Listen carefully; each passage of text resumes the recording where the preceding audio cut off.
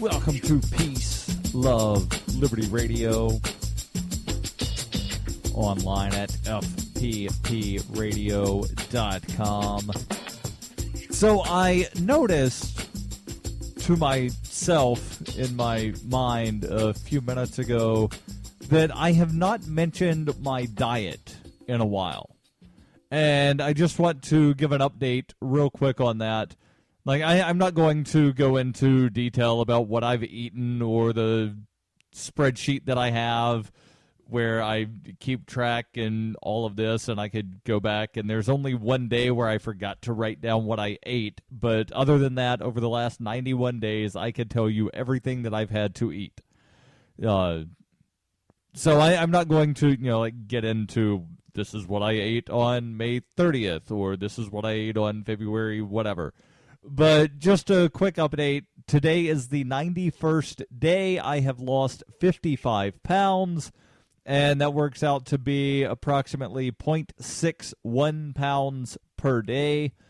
And based on the rate that I've been, I'll hit the goal of 200 by, I think it's going to be like early to mid-September.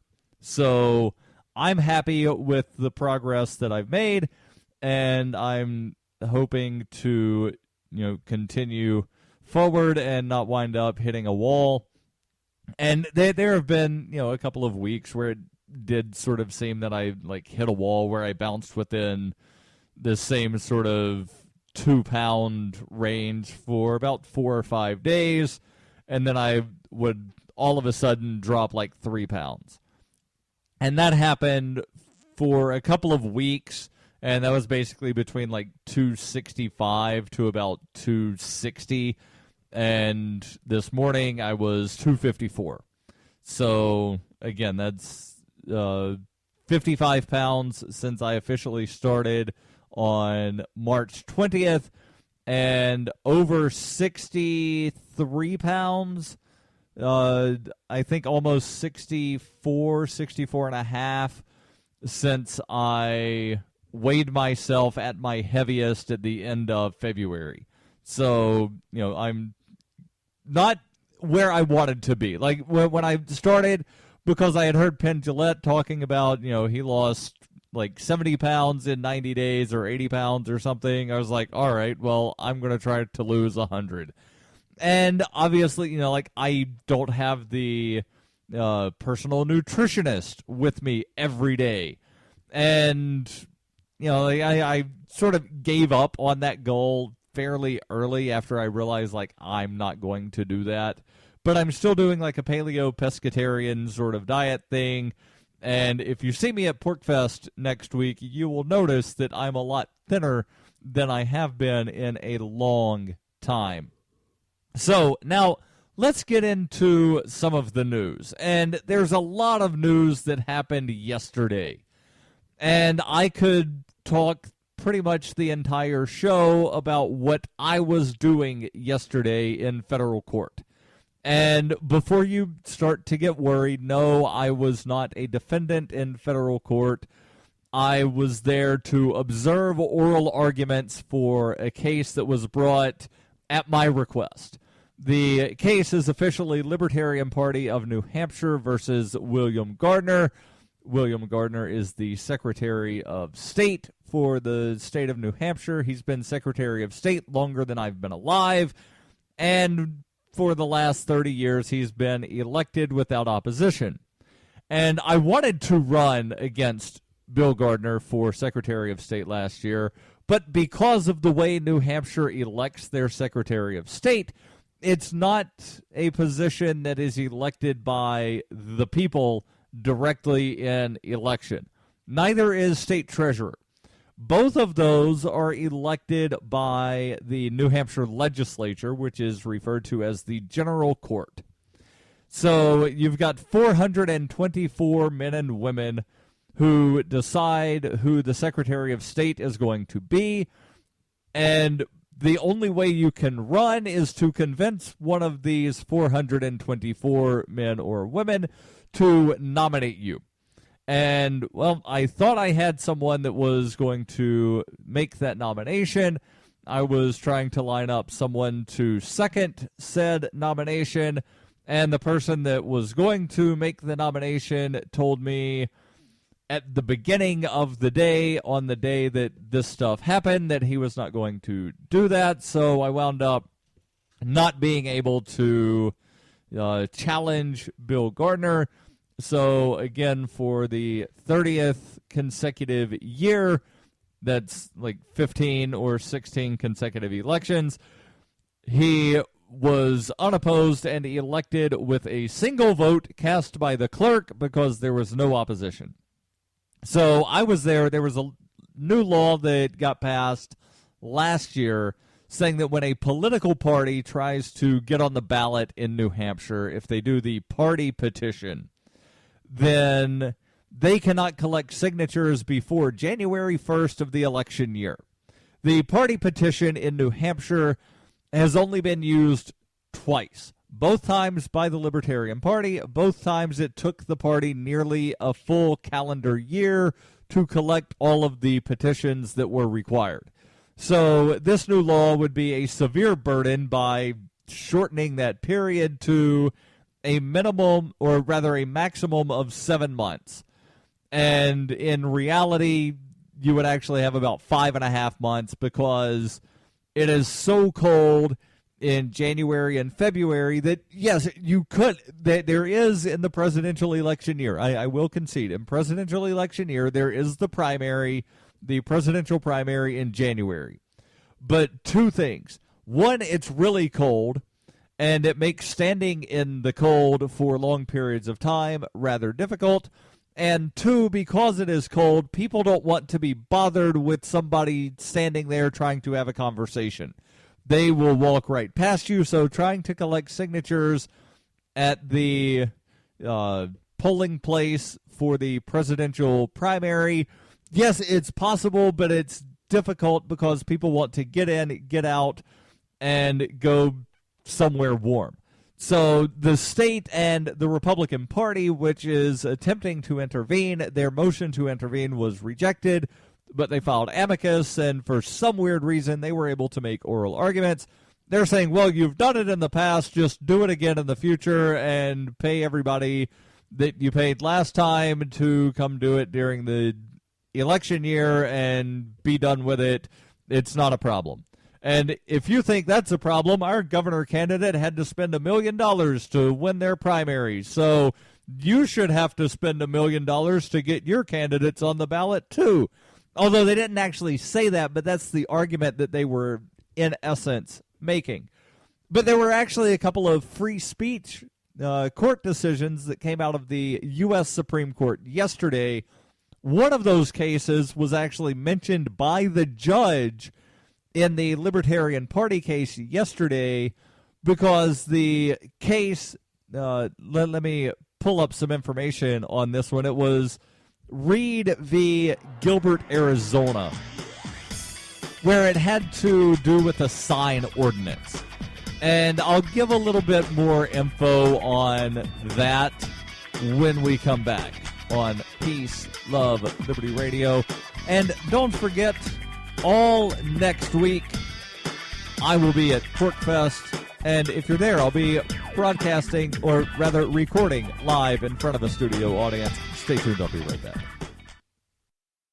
You can support FPP Radio by joining the Fans program. Fans are friends, allies, and Numery supporters. Fans help FPP afford to produce more original content. You can join the Fans program for as little as $3 per month or any amount of Bitcoin per month, thanks to the recurring payment options provided by Coinbase. To learn more or to join the Fans program, visit fans.fppradio.com.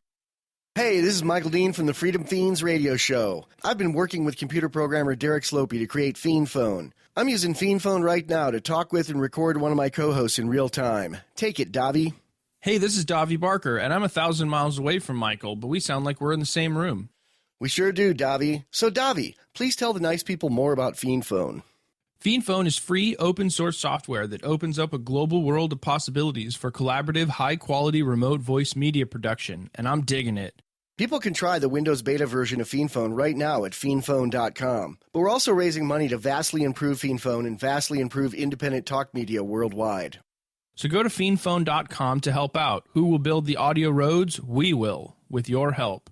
That's PhonePhone.com. FEENPHONE.com. Foxtrot, Echo, Echo, November, Phone.com. PhonePhone. I never knew remote audio could be this good.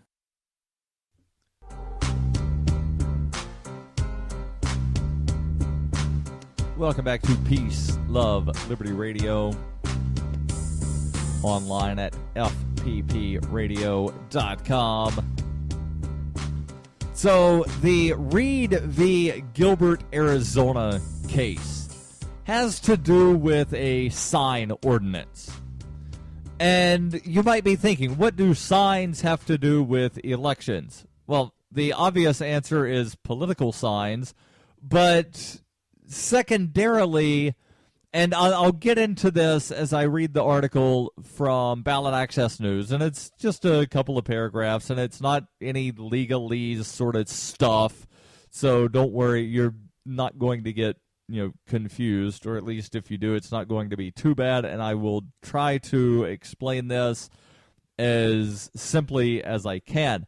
The story here, again, comes from Ballot Access News, and Richard Winger writes, on June 18th, the U.S. Supreme Court issued an opinion in Reed v. Town of Gilbert, Arizona. The decision is unanimous. And this is important. Unanimous decision, meaning 9-0. How often do you see unanimous Supreme Court decisions out of the U.S. Supreme Court? Yeah, it's not very often. So it's not one of these 5-4 decisions that people are going to try saying, well, it could be interpreted this way. No, this is a unanimous decision, meaning it's not very likely to be overturned if there's a similar challenge in the future. Whereas with the 5-4 decision, if something similar, if the circumstances are slightly different, then that decision could get overturned. So in a unanimous decision, the Supreme Court struck down a town ordinance that says the purpose of a sign should determine how long it can remain standing and what size it can be. Now, there were two different opinions that were written in the case, but it was a unanimous decision. 6 justices joined together in the majority opinion and said that if a government discriminates against signs based on their purpose, that restriction can only be justified by a compelling reason. The case concerned signs placed on private property. Again, something very important. The ordinance struck down, or rather the ordinance that was struck down, says signs expressing an ideological message may remain up for an unlimited amount of time and can be up to 20 square feet. But signs directing the public to an event could not be placed until 12 hours before the event was to start and had to be removed within 2 hours after the event was over and could be no larger than 6 square feet. So what you have here is, and I'll get into the circumstances that brought up the lawsuit in just a second, but what you have here is a sign that expresses a ideological message. So anything that is deemed to be protected speech, political speech. So your sign could say, Barack Obama has fired more cruise missiles than all other Nobel Peace Prize winners combined. That's expressing an ideological message that this one Peace Prize winner has fired more cruise missiles than every other Peace Prize winner combined, so therefore maybe he should not be a Peace Prize winner. Or an ideological message would be vote libertarian, or don't vote, or you own yourself. Who owns you? Those are ideological messages. Those things are protected speech, meaning that governments cannot ban them. And this is very important, especially when you're looking at sign ordinances and particularly election day campaigning. And I remember one of the bills that I went to the New Hampshire Legislature Election Law Committee to testify against was a bill that would have allowed the moderator to remove any sign that was deemed disturbing. And the circumstances around that were different than the circumstances in this. What happened with that law, or rather it thankfully did not become law, but with that bill, there was a town moderator that called their state rep and said, there's somebody that for the last 20 years has had a picture of an aborted fetus, and their sign says vote pro-life. And, well, children have to see that, and then they ask their parents, what's that? What's abortion? So basically what you had was somebody expressing a political opinion that may have made some people uncomfortable. And they did not want anybody to be uncomfortable with the political opinion, so we must be allowed to remove people that, make people uncomfortable.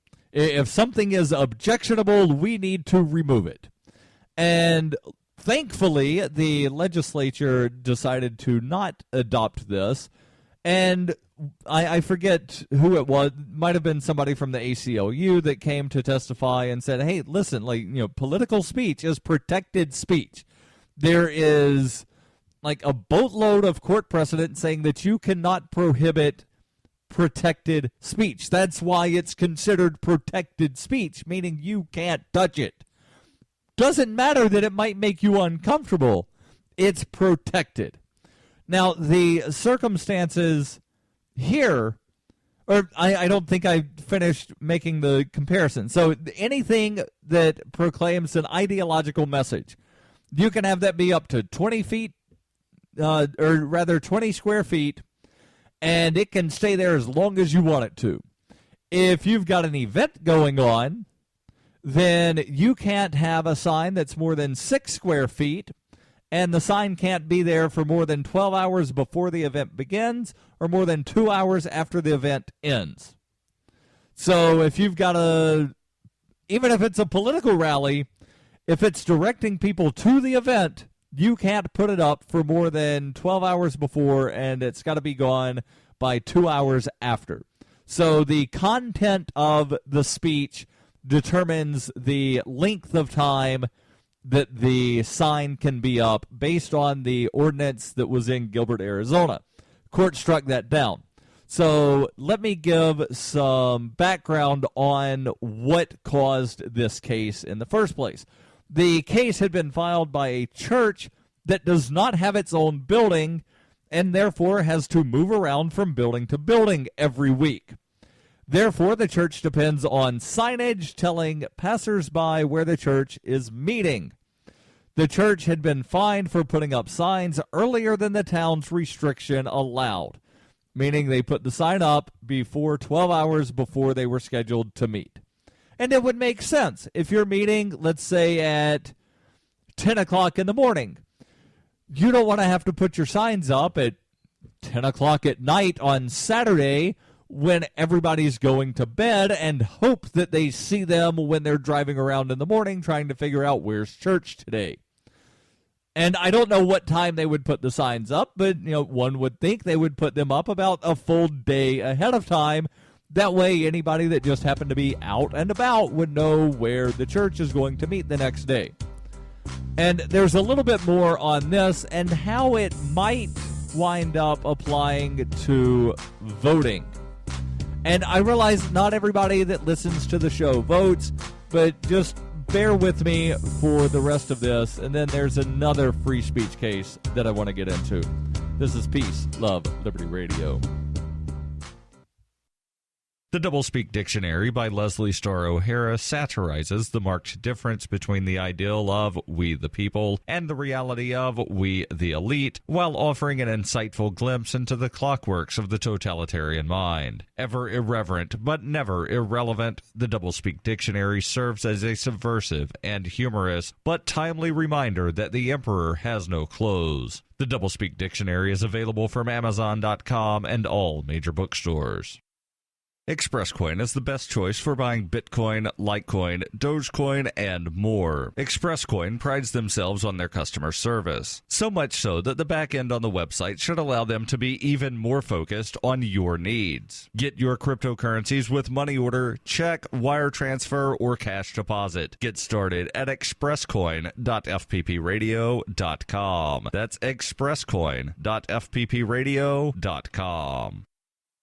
It is the year 91,001 BCE. Witness humanity's origins in Hyperchronius, a classic role-playing game for Windows PCs with a story like no other game before. The liberty-oriented experience that is not to be missed. Go to zog.ninja to get your copy of Hyperchronius today. Use the code FPP to get $1 off. Hyperchronius, zog.ninja, code FPP.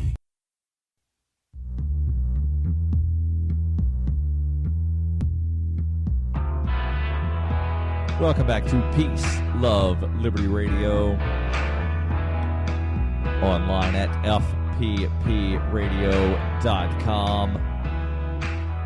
Now, before I continue with the story here from Ballot Access News about the case of Reed v. Gilbert, just real quick, want to remind you about Liberty.me. You've heard me talk about it before. It's like a social networking site, but it's supercharged. So there's the WordPress publishing site, or not site, but the WordPress publishing side of Liberty.me. There's the social networking side. There's chat rooms. There are forums. There's ebooks that you can download, and there is so much more at Liberty.me. And one of the wonderful things about Liberty.me, and if you go there, it's actually one of the top story or top articles that somebody published. It's titled "Trolls Don't Pay Tolls." And it talks about the fact that on Liberty.me, you do not have to worry about internet trolls because internet trolls don't want to have to pay a fee to be an internet troll. I've been on the site for over a year. I have not yet encountered an internet troll, and that's because you've got to pay for Liberty.me. Go to Liberty.me and use code FPP Radio. I think that saves you something off of the monthly fee. I am not entirely positive. Forgive me for not knowing what my own code does, but it does something. Liberty.me, code FPP Radio. So getting back to the story here from Ballot Access News, the case, again, it's Reed v. Gilbert, Arizona, and Richard Winger, who does an excellent job of keeping up with ballot access-related stuff, he got this decision from, well, like, he didn't get it sent to him from the Supreme Court, but, like, you know, he keeps up on this, and he was keeping an eye out for this decision. And he says the key sentence in the decision, quote, "Thus, a speech regulation targeted at specific subject matter is content-based, even if it does not discriminate against viewpoints within that subject matter." And this is very important based on other court precedent about protected speech and viewpoint discrimination. And I forget the exact wording of some of the prior court cases, but if a restriction is targeted to specific content, then it must meet greater scrutiny than if they just say that no one is allowed to have fill in the blank. And based on one of the, I think it was actually from SCOTUS blog, and SCOTUS blog is a wonderful website where they attempt to put in plain language some of the court rulings.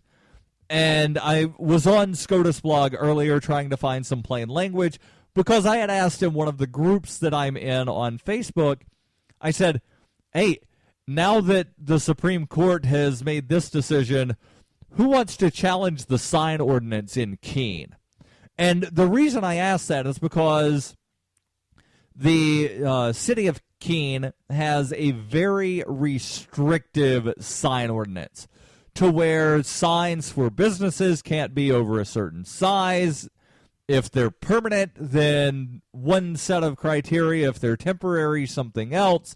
A flag that says open is not considered a sign, but if the flag has your business name on it, it is.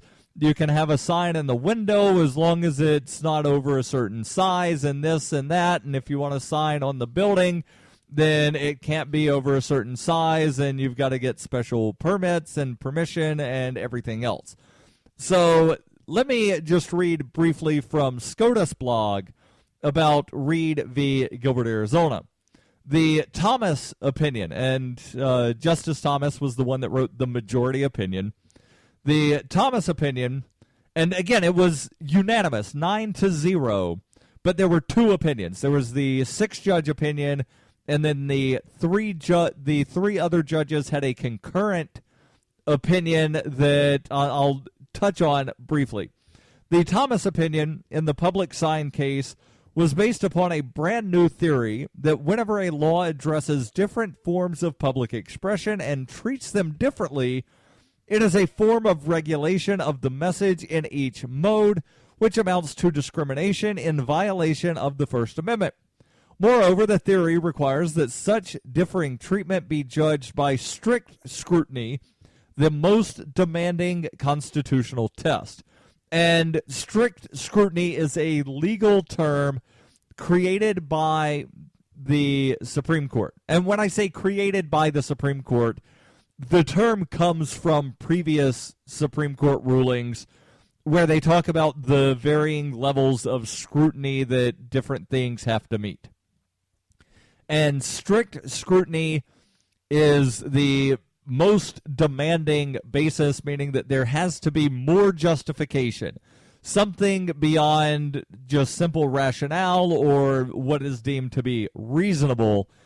It has to be like, super reason, like, oh yes, this makes sense. If we did not have this, then step 2, ? Step 3, the collapse of society as we know it.